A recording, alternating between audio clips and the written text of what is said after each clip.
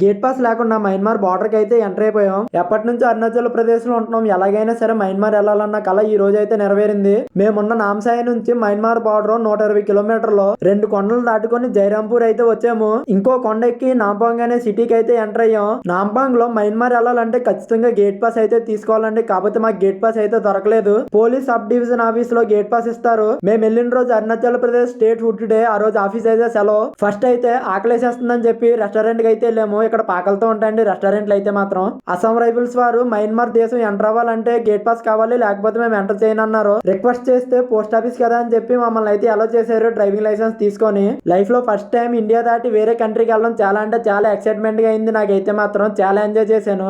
Myanmar దేశం వాళ్ళకి హిందీ రాదు, నేపాలీస్ కి అయితే హిందీ వస్తది. మయన్మార్ లో బరకమిస్తా అంటే నమస్తే అని అర్థం. మన దగ్గర నుంచి మయన్మార్ వెళ్ళాలంటే ఖచ్చితంగా వీసా ఉండాలండి. అలాగే మయన్మార్ నుంచి ఇండియా రావాలన్నా సరే వాళ్ళకి కూడా వీసా ఉండాలా, లేదంటే అలో చేయరు. ఓన్లీ గేట్స్ వరకే అలో చేస్తారు. అక్కడ బార్డర్ ఏరియాలో బిజినెస్ అయితే చాలా ఎక్కువ జరుగుతుంది. ఫుల్ వీడియో మన యూట్యూబ్ ఛానల్ అయితే అప్లోడ్ చేశాను, వెళ్ళి అయితే చూసేయండి.